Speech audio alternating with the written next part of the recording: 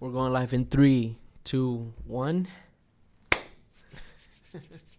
Bring us in. Welcome to the Sauce Podcast Academy of Men with your host, Joel Ruiz, and my co-host, Edgar Moose Rios. Who's Eric? Wait a minute. I don't know Eric. I know my boy Edgar Moose Rios Yes. in the house. Everyone. Welcome back. Thank you, bro. Thank you.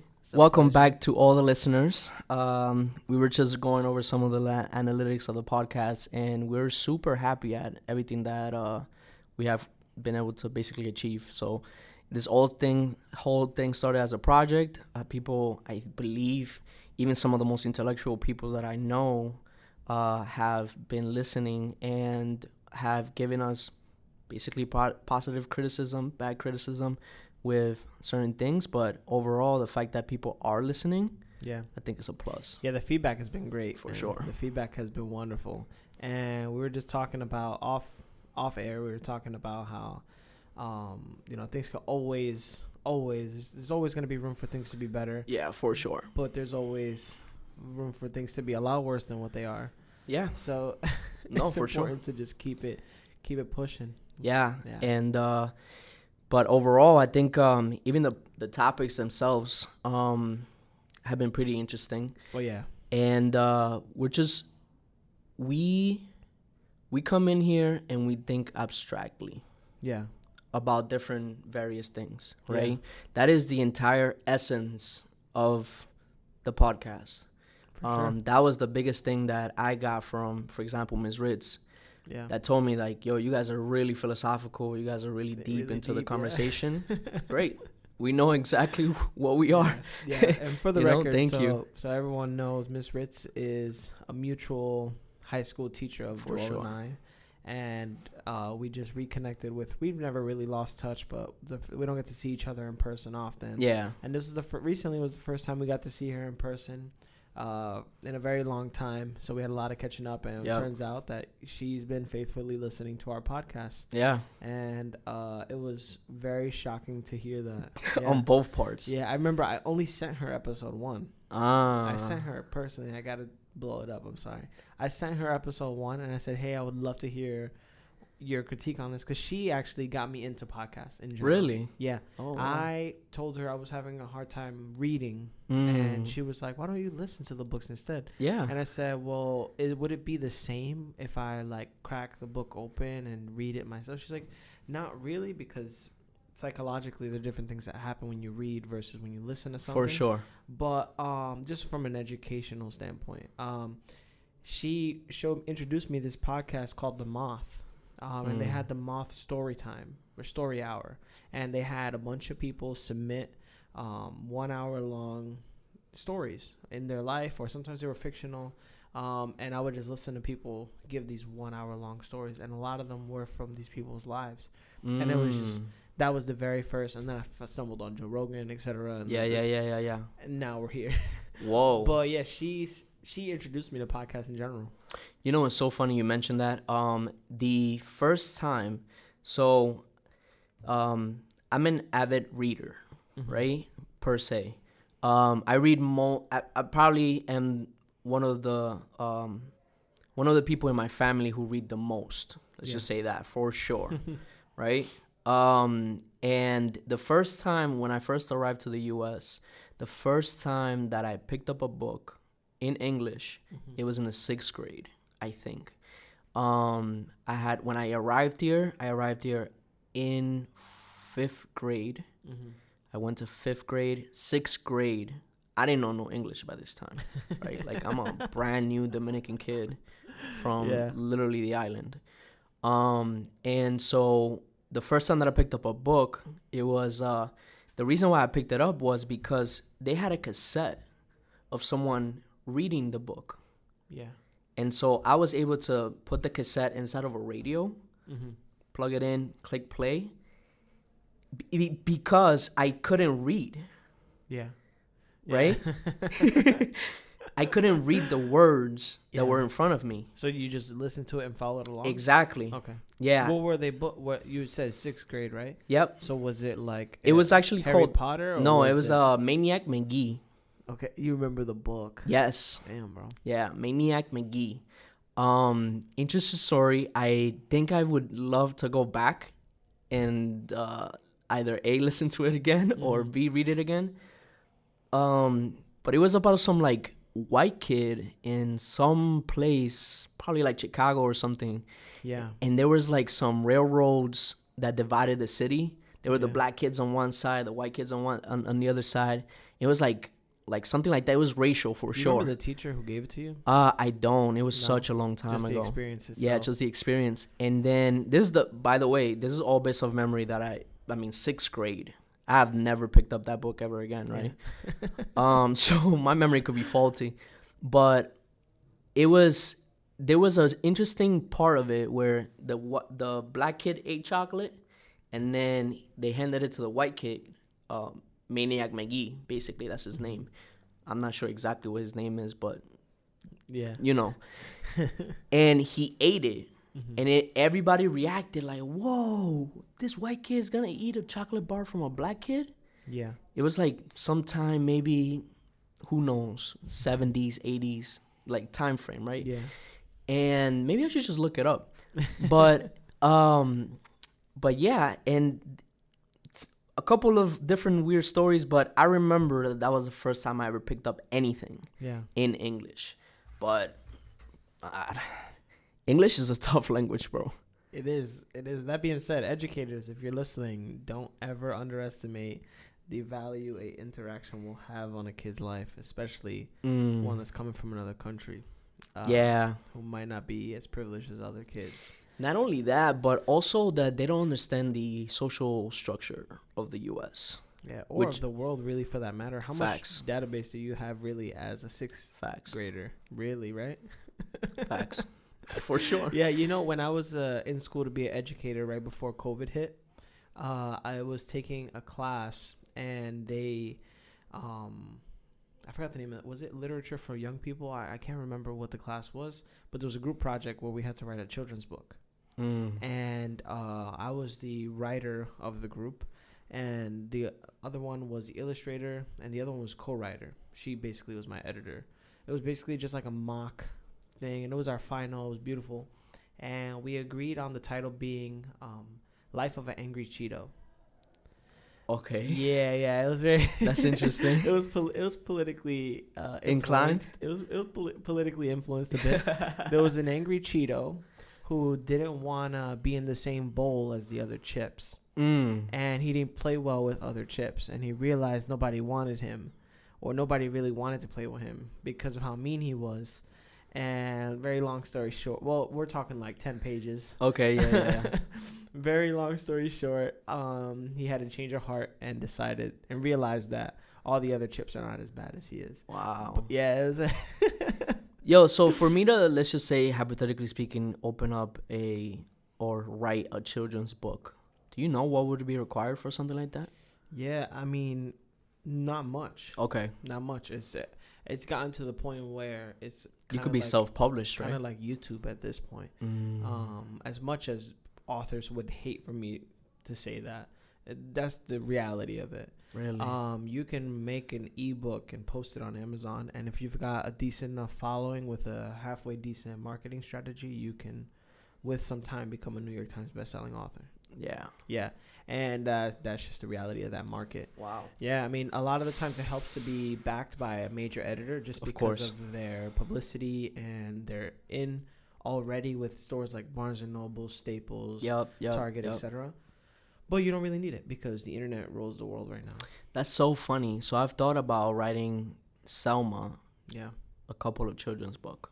Yeah. Because I think I can come up. And then even on Fiverr, you can have people on Fiverr help you out with that. Yeah. They have editors on Fiverr that will read your book, critique you, and make edits for you. Some of them may probably even do it for free, honestly. Whoa.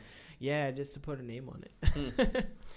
Man, you introduced me to that website. You know that, right? Which one? To Fiverr. No way. Yeah. When I was looking for a logo for my brand. You don't remember that? I don't remember that. Man, me and this guy got so many conversations. He doesn't doesn't even remember. Bro, imagine my GPU was created 30 years ago. Are you 30 years old? Yes, I am. Yeah. Yeah, bro. My GPU is 30 years old. Damn. And so I need to be able to manage data, store data, encapsulate it different places. Yeah. Does it ever feel like too much for you at some point? That's a great question. I think it definitely feels like a lot. Yeah. I asked because sometimes I feel like I knew a lot less. This might sound very like negative in a way, but sometimes I feel like I wish I could be content with less for myself. Okay. But the fact that I know that certain things are accessible, it makes me almost want more things for me. Yeah. Like, and the burden of knowledge has not been in my favor at all. I understand. Almost literally. No, for sure. It's only been helpful in conversation. I think that I think I'm on the same boat actually. Yeah. When you really sit down and consider it, you know, like sometimes I'm at a point right now where it's almost like, okay, I look to my left and I see my past. I look to my right and I see my future. Mm-hmm. Right? And when I look to my past, I'm looking at 30 years of past experiences, development. It's 3 decades of data information. And I've thought about being able to sit down and gather that information on paper, right? Almost as a biography. Yeah. An autobiography specifically. I just finished listening to the Elon Musk biography, Yeah. on Audible, and it blew my mind. The amount of pain, suffering, development, growth, life living, life lessons, right? Whatever the case may be, that 30 years provides, it's, you know, beyond the scope of work. Like I wouldn't even to even sit down and consider writing all that information. Yeah. To a person. Yeah. Right? It's like, that's a big project. It is it's too much. Yeah. Big project. It's going to be very difficult for you to put 3 decades of experience for sure, lived into one book. It's gonna be difficult. Yeah. It's almost impossible, really. When you and to really capture it in depth, because it's gonna take a lot of description, a lot of detail. Yep. What if you were to go like year by year, like some of the highlights? It would only be 30 chapters, technically speaking. Technically, yeah. You could do it that way. You're actually considering this too? Yeah. This is legit. Okay, yeah. You could do that, or you could just do it by significant experiences. And because there's certain holes that can get filled in to stories with just a simple paragraph or a simple sentence. Love the idea of 30 chapters. Yeah. Now that I really think about it. I mean, how much data do you have on year 1?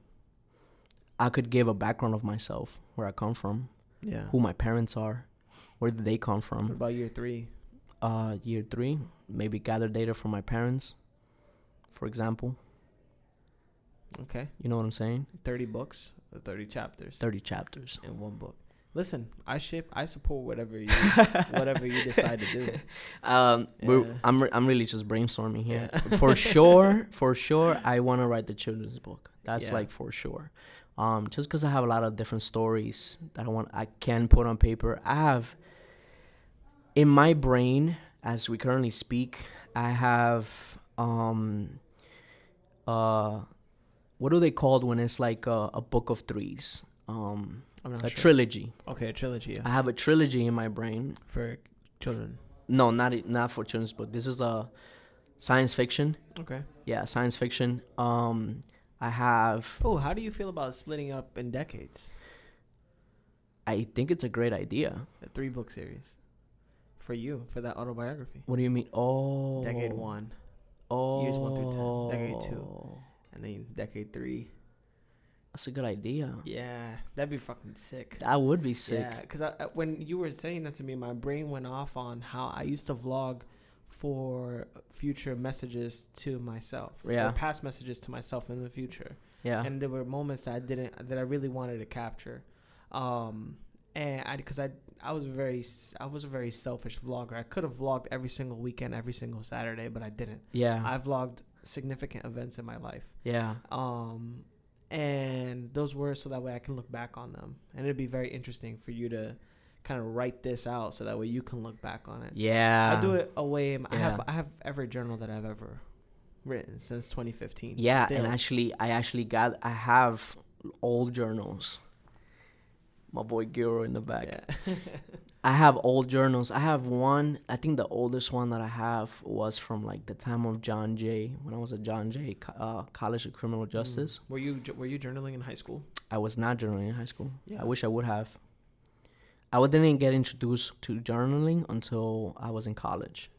Yeah. Where I had a mentor. I had a mentor. He told me, he was like, "Look, dude, like if you really trying to advance in your life, you have to journal." Yeah. And I was like, okay. Let's talk about that. Yeah. Let's jump into that. For sure. Men and journaling. I know that's not always a sexy thing to do as a man. It's not even it's actually not, I'm not 100% sure if it's even something that men do. Obviously, men do it. Just not enough of them. Just not enough men keep track of that. Yeah. I mean, I definitely, there are tons of cons.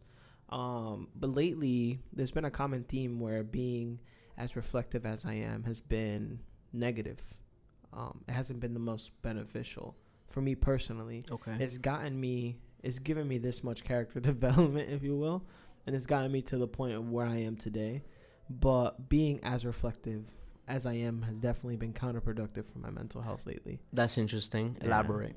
I think it's due to because journaling is not the end all be all. Of course. It'll definitely make you more reflective and definitely help you put things on paper and read things back to yourself. But with a lack of a team of support or proper channels or healthy vices, or because I don't like using the word cope, healthy vices, if you will, it could be counterproductive. It's kind of like, or not counterproductive, but pointless. Interesting. Yeah, like an SSRI. People who take antidepressants but don't go to therapy. You're not necessarily getting rid of any issues. You're kind of just almost just taking something. I see what you're saying, and I think that also has to do with what do you think the purpose of journaling is? Yeah. Or why do you journal? Or what is the information that you put inside of your journal? Yeah. Right? Because you don't necessarily. What I found myself is that I don't write a lot about my feelings or how I'm feeling that day, right? I'm writing more about like, hey, today I met with this person, et cetera, et cetera. This is what we did. This is business ideas, for example. I got introduced into this topic because before I used to journal like my feelings and my emotions. I used to write poetry. I used to write a lot of poetry in my journals. And I've lost journals that maybe one day I would pay like $1 million for. For sure, bro. Where I have poems in there that were never placed in as a PDF or image or et cetera, that were lost, that are worth money, in my opinion. I would pay for it. Anyways, but to me, the purpose of journaling is more of a definitely like a reflective, but also like a vision of yourself. Yeah. Right? Because what I find the most interesting about journaling is the fact that you get to go back and reread it. Yeah. And reread it. I have reread things that I have written that I'm just like, this is shocking. Yeah. Like, for example, I would say things like, today is my first day as a real estate agent. Wow. You still have what that day was like for you. You know what I'm saying? Yeah. Today was the first day starting my day at How'd this job. How'd you get into journaling? How was it introduced to you at all? It was introduced. I was in a program. I was in an exclusive program at LaGuardia. It was supposed to be like this. We got stipends. I was one of 3 Spanish. Was it ASAP? No, it wasn't. It was called Loose World Heritage. Okay. Loose World Heritage Scholar. Man, say what you want about LaGuardia Community College. Nah, you cannot say jack shit about LaGuardia, they bro. hold it down, man. LaGuardia is where it's at, the bro. amount of stories and people that I've met that come out of that school LaGuardia, and go to like Hunter, they end up in Columbia, like LaGuardia is where it's at. It's like it's almost like the mecca of just like average people coming in to a gathering to literally better themselves. Like, why else would you be there? Right. Yeah. I mean, that's what college is, and that's what it should be. It should be like an open marketplace for ideas and religions and spirits and souls. I learned so much in college. I owe a lot of my intellect to LaGuardia Community College for sure, bro. And I'm sure it's college in general, I feel like it's really what you make of it. You can go, because no matter what, you're in the room with somebody who has access to information immediately in their head that otherwise you don't have access to. For sure. And if you do, you should not be in that class. Well, not only that, there's a reason why he's the professor. Right. They're not even a teacher. They're professors. Right. Which they are 100% held to a different standard than teachers, if you will. But continue, yeah. But yeah, so I got introduced to it. They assigned us a mentor, and this gentleman, I think he went to, I would like to say Brown. Okay. Brown University or something like that. Stanford Brown or something like that. I don't know. Yeah, me neither. I'm not big on universities. He went to Brown or something like that, but he was a smart kid. I think he was Mexican too. Yeah, that's nice. Yeah, he was Mexican, and he was like, "Dude, you got to start journaling." So that's when I started. And I remember this whole thing came back from when I was at John Jay, that I've one of the things that I get to look back at is like those emotional mindsets. Yeah. Right? That where I was at and how much I have overcome. Right? That impresses me. Because I wrote the first day of orientation for John Jay. I went to John Jay and I went by myself. Right? And then I get there, bro, mad white kids all over the place. Yeah. Right? All of them with their parents. Yeah. And I was like, damn, bro, where my parents at? Yeah. And I wrote that on the journal. Yeah. And I told myself, I was like, I feel really, really sad today at the fact that my parents couldn't come. But I understand because I'm an immigrant, et cetera, et cetera, et cetera. And like, I look back at that and it just blows my mind, dude. Yeah, it will never fascinate me enough, like how, like almost opposite we are. Really? Yeah, like so in a similar sense, I journal all remarkable thought. Anything that is on my mind, I can't get it off.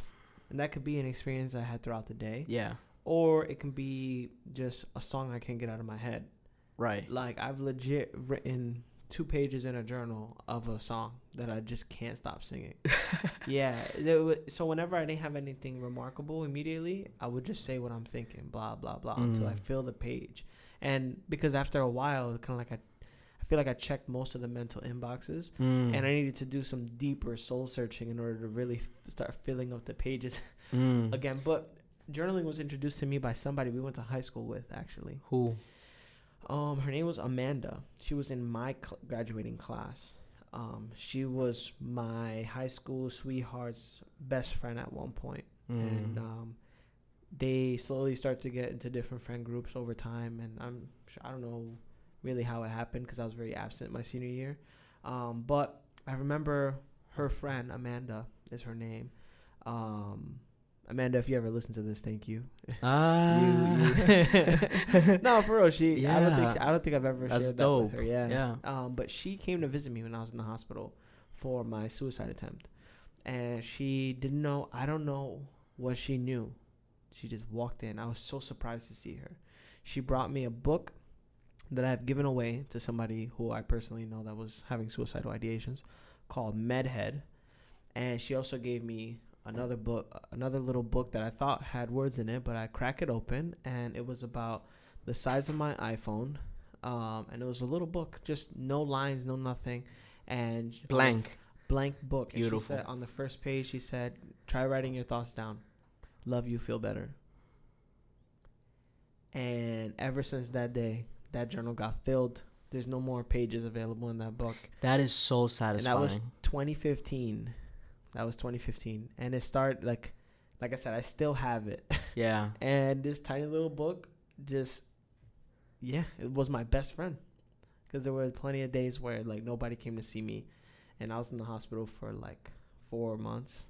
Being in the hospital sucks, bro. Yeah, it does. It fucking does. I mean, a lot of it I was in excruciating pain for, because I was usually why people are in the hospital. I was cut open, you know. It didn't get really bad for me personally until like the last month, to where I was physically healthy but not mentally cleared to go somewhere. So the doctors were really trying to get me cleared by the psych department before they discharged me, because once they medically clear me, and if I'm not psychologically cleared, I would have to admit myself to a psych unit, a legit psych unit. And the hospital I was in didn't have a psych unit, so their connection would have been Bellevue Hospital, and that's a psych ward. So I would have had to go to the psych ward, and they had a bed for me and everything, ready to transfer me, ready for me to go there, because they did not suspect me to be cleared by the psych team. Whoa. Yeah, but by the grace of God, or by whatever you believe in, grace or whatever you believe in, I got a college acceptance letter while I was in the hospital, and the doctor was able to use that college acceptance letter as grounds for me being okay. What was the college? Herkimer County Community College. Thank you, Herkimer. Yeah. Yeah. If you're ever listening to this. I got rejection letters from everywhere. Yeah. Everyone except Old Westbury. The only one that accepted me was LaGuardia. Wow. I had a 2.0 or maybe like 1.78. Yeah. Something like that. Because of my first year of high school. Yeah, mine wasn't too far off, because my junior and senior year I had a lot of absences. Yeah. Because of the moving around and the hospitalization. My senior year, I didn't get to take a lot of tests, retake a lot of tests or anything. And like, I was always a C&D student. I was just always an outstanding performer. So I was able to talk a good game. Yeah. But I think it's so interesting. I don't feel like people journal enough. I definitely do. I'm going to stand on what I said earlier about, I think there needs to be a pool of things that need to be present, not just journaling. I wouldn't even maybe suggest journaling to be the first thing you do. I would suggest stop lying or living a double life with everyone. That's a tough one. Because I think, it is a tough one. It's a tough one. And I could almost immediately give myself pushback. But if I can do it again, I would just start being more truthful with myself. And there's something really interesting about being a truthful human being. Yeah. See your eyes wandering. Yeah, because it's in you have to actively pursue it. Actually, you have to actively pursue either or. Ironically. Yeah. This is coming from someone who has grown up with an addict or a perpetual liar, basically. Someone who has lied a lot and continues to lie forever. And also for myself, really, to even consider any topic or any answer, you have that split second of whether you're going to tell the truth or not. Mm-hmm. It's a split second. Yeah. Right? And by then, your brain would have already made a choice. And what is it that stops us from not saying the truth or saying the truth? Whatever that might be. Yeah. You know what I'm saying? Does that make sense? Yeah, I understand your question. Yeah. I think it's 100% or at least 90% insecurity. Ever since you've made this quote aware to me, it's changed my life, bro. And that's the quote: if there's no evil within, the evil outside can do me no harm. Right. And I really genuinely think that people who have these uncomfortable things about or insecurities within them, try to manipulate certain narratives in their heads to make them feel better about themselves. That makes sense. And it bleeds into, like, this is why I always say, you know, people make perfect sense once you really like understand their upbringing and like the things that have happened to them in their past. For real. Like it's mind-blowing to me when I meet people and they tell me all these things, and later on I find out, oh, this is how they grew up, and I'm just like, you make perfect sense. But yes, I think that people tell white lies or choose not to tell white lies because they want to control the narrative about themselves. It's narcissistic Machiavelli behavior, bro. Like, yeah, it is. But that's okay, you know, because everybody does it within reason. So is it a human nature? Is it in human nature to lie? I think it is. But haven't you noticed that the kids or the people who are shamelessly themselves, they just don't lie? It's not like they go out of their way to tell you the truth. It's just they just don't lie. There are certain people who come naturally with that. Yeah. I think that it requires less effort for them. There's an exception to every majority. For sure. But I think for the most part is these small white lies people tell are either one, they're trying to help control the narrative for themselves, or two, they think that they're making the best decision for the other person. Imagine keeping track of how many lies or white lies one says in a day. Yeah. And then that would be interesting, actually, for me to see. But also translate that into like a year. Yeah. Yeah. Imagine like a couple 100,000 white lies. Yeah. Due to 2,000 red lies, whatever, black lies. Due to the immense amount of insecurity I had within myself, I used to be like hell bent over lies, bro. If you couldn't prove to me you were telling the truth, I would go in my head like just you're spiraling. You thinking that people are lying to you? Yeah. Okay. Because of how insecure I was. Though. Now I'm at this like very weird crossroad in my life where I genuinely just think like the universe is as it should be, and it's like you're either gonna tell me the truth or you're gonna lie, and I need to take both into consideration. If you're telling that's the truth, true. this is how I'm gonna feel, and if you're lying, this is how I'm gonna feel. And I'm at the point where I really have to minimize the things that I let deter me, because I need to start locking in. So I've almost decreased due to this new not newfound comfort, because there's still a lot of evil within me, and by evil I mean insecurity within me, but due to this newfound security I have within myself, it's been allowing me to, the words of people have less weight on me. Yes. And thankfully I'm not really held back by the truth or the lies people tell me anymore, because in reality I know that it's gonna sound corny, but it's really comes down to how I see myself. And yeah. For sure. I think, for example, if I lie to you, yeah, that doesn't, to you it might not even mean anything. You just trust me less. Yeah.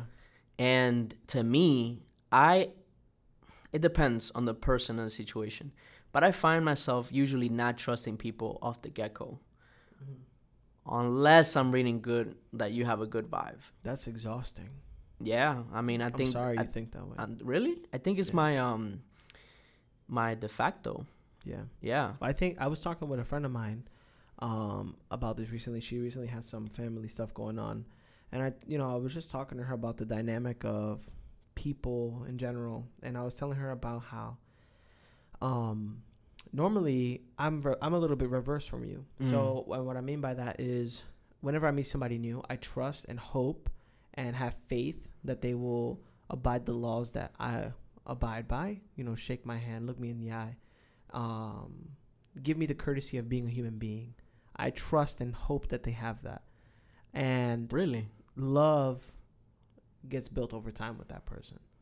So you get my trust and respect. You can trust that, and you can 100% trust that I will treat you like an outstanding human being, no matter what you look like, what you're wearing. I will shake your hand, look you in the eye, and give you the respect you deserve because you're a human being. And now, if you were to ask me if I love you after I meet you, I would say no. I just respect you because you're a human. Right. Now, with family, that dynamic switches. Yeah. With family, you love them first, and then trust, faith, hope, everything else comes after. Yeah. And that's true. Family is like, yeah, that's true. bro. That's true. And I told her because what she was having going on with her was in regards to her mother, and I told her, I could relate because no matter how much, no matter how many problems I've had with my mom, I can't help but love her. And that's this, or my sisters too, for that matter. Like, I wish I could just be like, rid myself of the situations, but I really deep down can't because I love those women. Yeah. And I can't help it. You never had a brother? No, it's just me and two girls. That explains a lot, right? No, not really.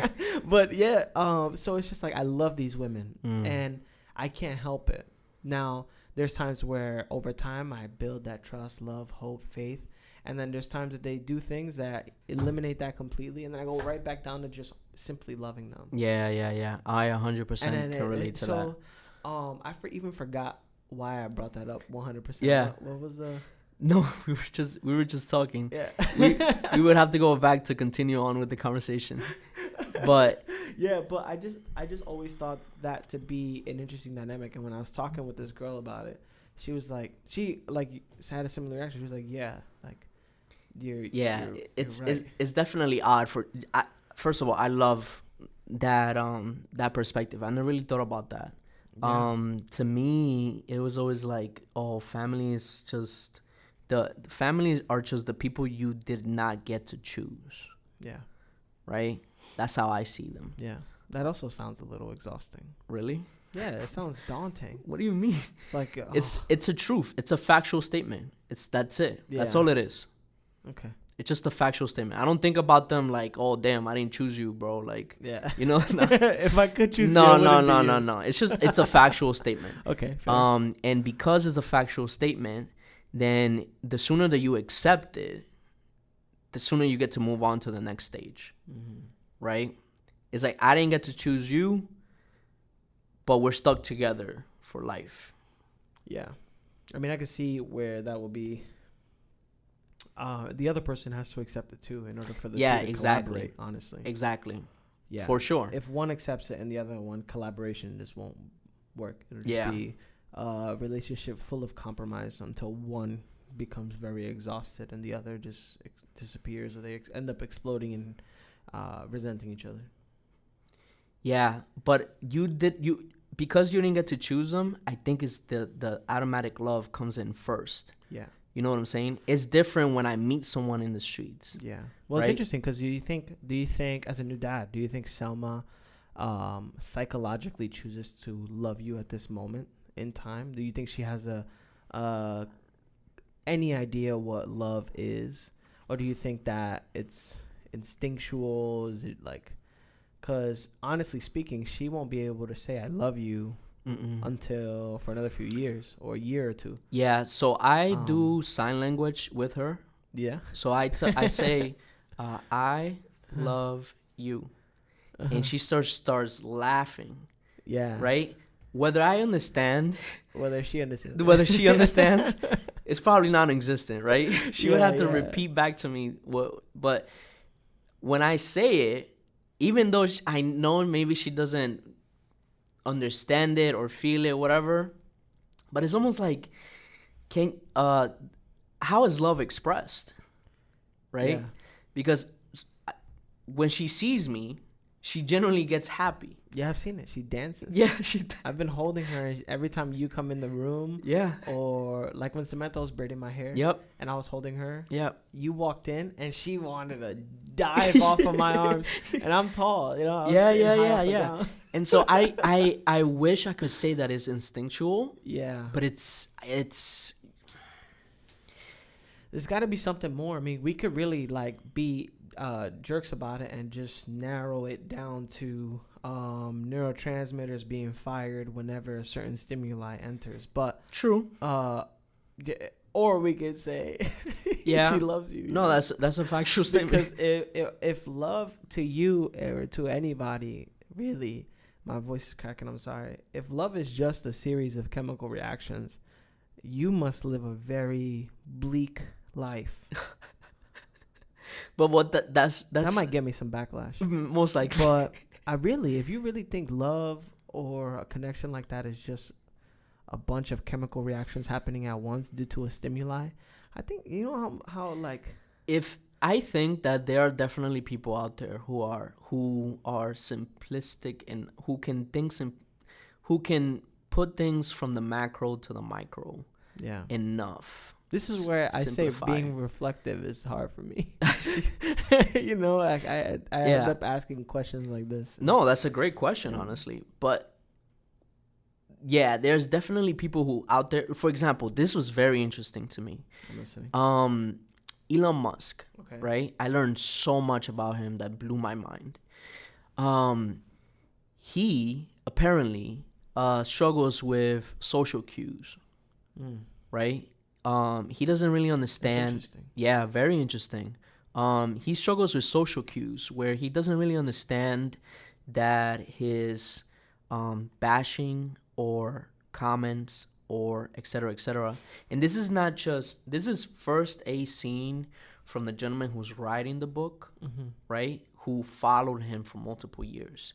Then you have Elon Musk's brother, Elon Musk's wives for multiple years, with his immediate circle, his father, his mother. Like the biography was very well written, where it gives you a different perspective of Elon Musk from the surroundings, not just from him. And they say that he struggles with social cues and emotional attachment, or I guess I would have to say it's almost like not necessarily caring about your emotions. That's it, right?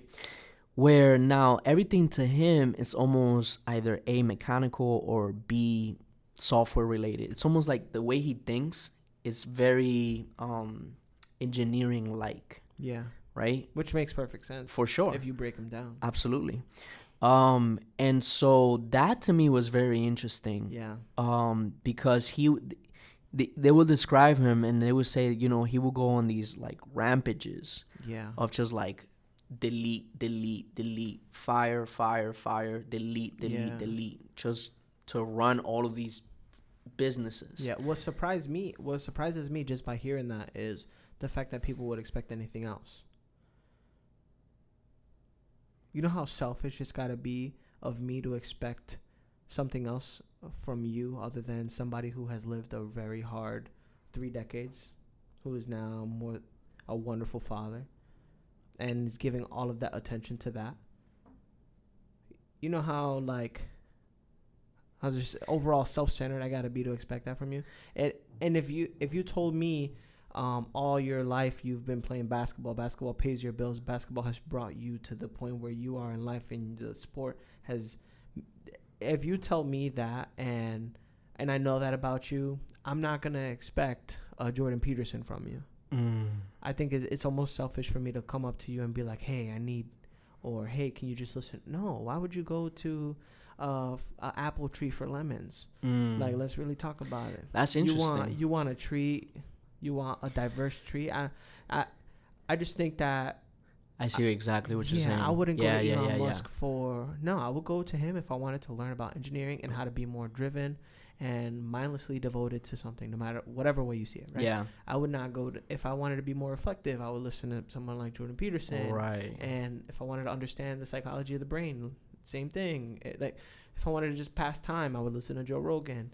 I just think it's so interesting on how the evils within us and the insecurities within us steer us so much to what the world should be, right? Yeah, when it's really not about you, man. The world is just the world, you know? Yeah. But because I could definitely see that him getting some negative bash for that. But I hope he doesn't, you know, because he's literally just a business owner. And like I said, what do you expect from that? You know what I mean? Yeah. Like I try to give everybody this grace, and it's hard to do when you don't really understand a person. But when you really break down this person's life, they, like I always say, they just make perfect sense. Yeah, that's true. That's a good statement. Think of me. You just I grew up with 3 women, a lesbian mother. Like I only have an older sister, an older brother. Yeah. Of course, I know how to properly shave. Of course, of course, I know how to condition my hair. Right. Perfectly. Of course, my scalp is very hydrated. You know what I mean? There's Yeah. It's just Edgar makes sense. Of course, there's more estrogen than testosterone. So, do you think that we're just simply byproducts of our own? Yeah, we are. And I think I've said this to you before. I think we are all walking mirrors. We're all walking reflections of our upbringing and our actually, let me rephrase that. We're all a byproduct of how we digested our experiences. Some people are still in that mirror stage, if you will, where they're just reflecting everything that they've witnessed and have not had the luxury of digesting yet. And some other people are like the perfect byproduct, like you. I think you're a really good example. You might not be the best, but you're a very good example of what an immigrant, of what a young man should be like. Because, and I'm sure there's some stages of you where you're still a walking reflection because you haven't had the privilege of digesting certain information or certain experiences that have happened to you. But for the most part, you've done a really good job at extracting the good from certain life experiences and getting rid of the bad or putting them away. Maybe we just haven't seen the bad things that you have yet to bring up to yourself manifest yet. Introspection is very interesting when you really think about it like that. Then because we're all sponges, bro. Think about that. Salmon, bro. Everything, your baby girl is gonna be a reflection of everything she listens to in that house. Yeah. Every hug and every kiss she gets, every person you introduce this girl to, is gonna be a form of a piece of that data she has. Yeah. You know, and whether if it be a hamster dying or a beloved one family member dying, that's gonna have an immense amount of weight on her because that's a part of her data. You know. Yeah. Everything that has happened to you, every dollar you've gained, every dollar you've lost, every dime you've picked up off the ground has had some form of impact on you. Holy shit, dude. Yeah, bro. It's crazy to really think about, man. People just make so much sense. This is why lately I've just been now I'm projecting. Go ahead. Lately I've just been like waving the white flag with romance because of how complicated human beings are. Yeah. And I've gotten the chance to look internally, and I realize how many holes there are inside of me and how many evils are within me. And I realize, and I'm so like frustrated with myself, and I laugh at myself because of how much I've let these insecurities steer me. And I've had the privilege of them not steering me down the worst path, but they have definitely been controlling me like a puppet master. It's crazy how they like, and yeah, that's it's deep. so crazy how when you understand this other person or their upbringing, how you can see that controlling them also.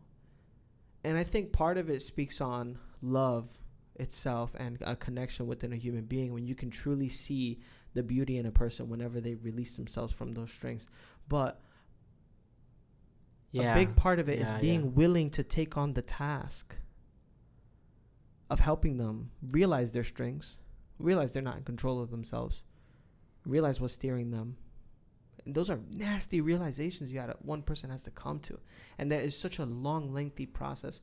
And I'm just beginning to realize how many strings I got on me. And I'm just like, man, it is exhausting. And the thought of being romantically involved with someone puts such an amount of pressure on me that I just, at this very moment, cannot take. Because there's so many strings that I have on me that I just feel like, all that weight on shoulder. It's like, yo, I gotta hurry up and cut these strings because if I don't, I can't help this person grow. Interesting.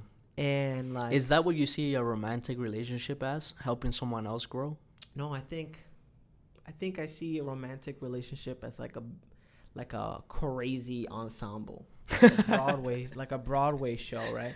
There's fireworks, there's pyro involved, there's lights, there's sound cues, there's everything, and it's just like, you got to be willing to dance, one, but most importantly, you got to be able to.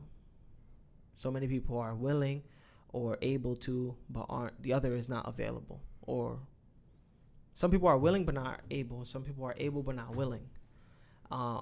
And both really need to be present in both people in order for it to really be a successful, beautiful Broadway show. And whoa, pause on that. Yeah. Yes. Yeah. Yeah. Yeah. No, hold up. Repeat that one more time, bro. I don't even know what I said. The fact that both people have to be both willing, and able. Yeah. That's actually the key right there. Yeah.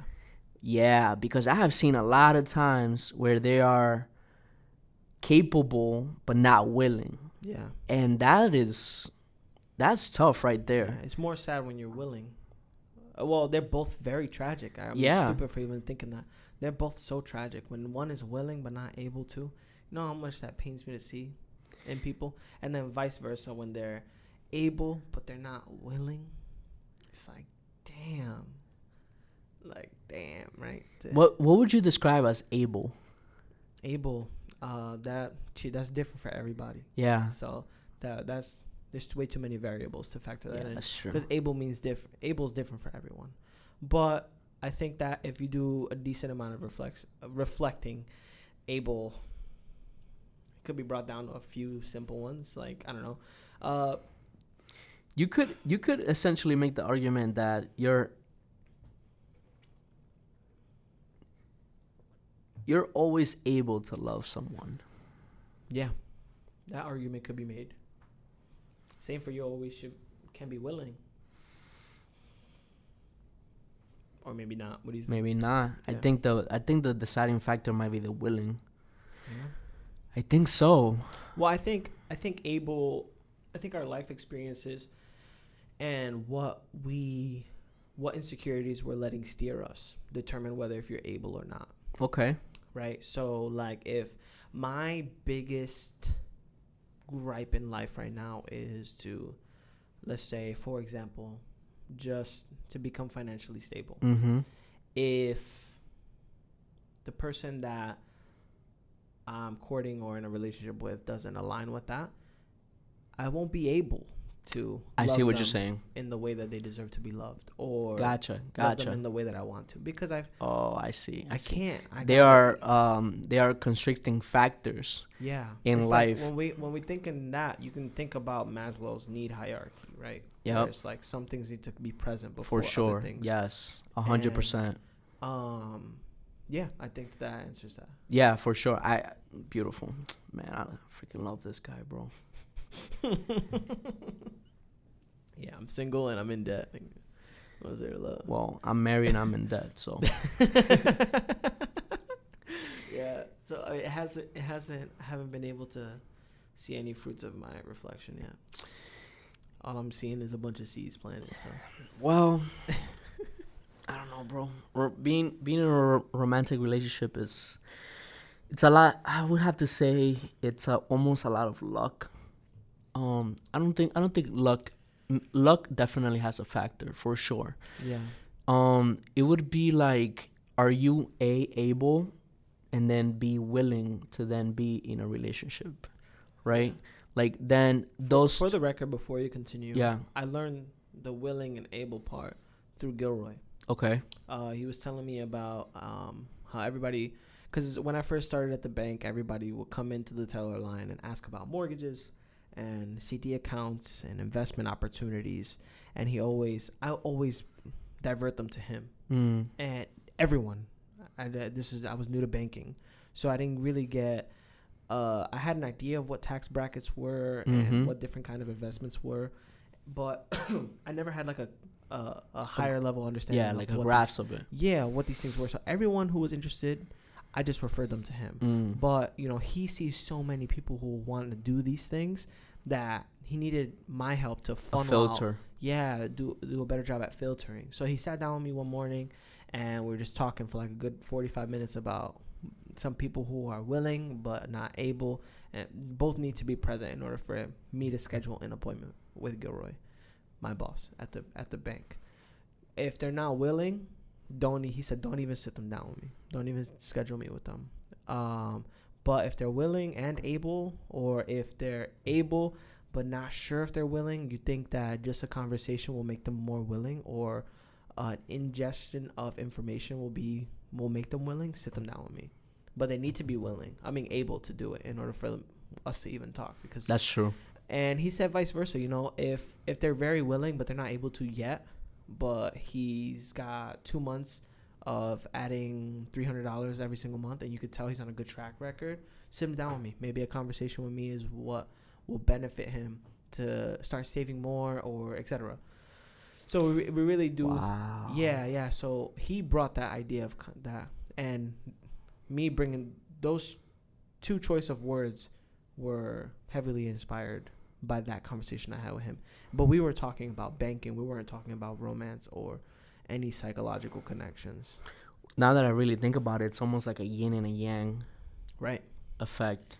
Yeah, and you really gotta have good judgment, right? Because it's hard.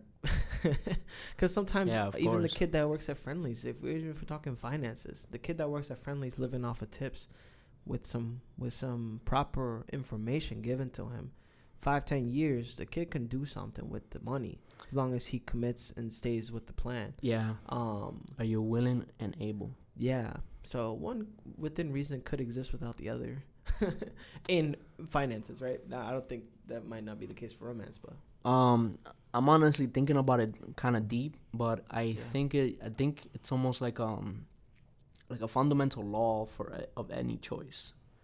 Yeah.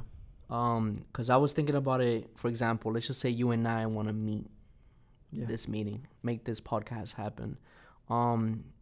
We can either be both willing, and then one of us is not able to. Yeah. Or either you're able to but not willing, or I'm willing and not able to, whatever the case might be. Yeah. And then this doesn't happen. Yeah. So then when you bring that up, just going back to the whole relationship thing, that's very interesting, because now you're really coming into an agreement with someone. Yeah. Right? Well, I mean, most importantly with yourself. True. For sure. Yeah. The dedication of the time and effort that it would take for you to do anything, really. Yeah. Just sitting down here, going out in a relationship, like either or. But in your case, how do you even extract that conversation? You know, it's hard. It has to be gauged through time. Yeah, it's not something you'll be able to tell from one conversation. Yeah. It's hard. For sure. Imagine just me pulling up to a random person, hey, you want to start a podcast? This is where it gets so tricky, too. It's like people think they're willing and think they're able, and then they get a deeper understanding of what it really takes, and then they're not so willing anymore. Yeah. And or both present themselves, they try it, and then it uncovers these new strings we were talking about. Yep. They didn't even know they had these strings. Or they didn't even know they weren't the best speaker. Or they didn't even know that they are insecure about how their voice cracks. They didn't even know all of these things about themselves until after they started that. And that's where it becomes not scary to me, but so like it's so chaotic, complex. Yeah, it's so chaotic, so complex, and you have to be like at a certain point mentally to really just be okay with that, or be 100% ignorant about it. I don't want to say that this knowledge of how complex people are, or these realizations that how complex people are, has been shying me away from romance. But I would definitely say that it's made me more aware that people are deserving. The people or the woman I decide to court is deserving of somebody with a grasp of their strings. Yes. Not somebody who is still identifying them, and maybe that's a paradox, because you're always going to be identifying some things that make you insecure, but within reason you should have somewhat of a hold on yourself. And at this very moment, and I would like for the person that I want to have somewhat of a hold of themselves too. And that's just a lot to ask from another person when I don't even have that for myself. I almost want to argue that. Let's argue. That's what we're here for. I almost want to argue that there's I think, honestly speaking, that due to the second law of thermodynamics, we are always at a state of chaos. Yeah. And will most likely be always at a state of chaos as long as we have consciousness. Yeah. Even So after consciousness, there will still be a level of chaos. This is one of the this law was the epitome for me to understanding the universe and grasping at the fact that there is order in the universe despite the fact that the second law of thermodynamics exists. Blows my mind. The second law of thermodynamics basically state that in order for a disordered in order for there to be order, energy must be inputted, and that the chaos almost comes out naturally without any effort. Yeah. And so, for example, if there's a hurricane, that is a level of chaos. Yeah. For sure on the ground.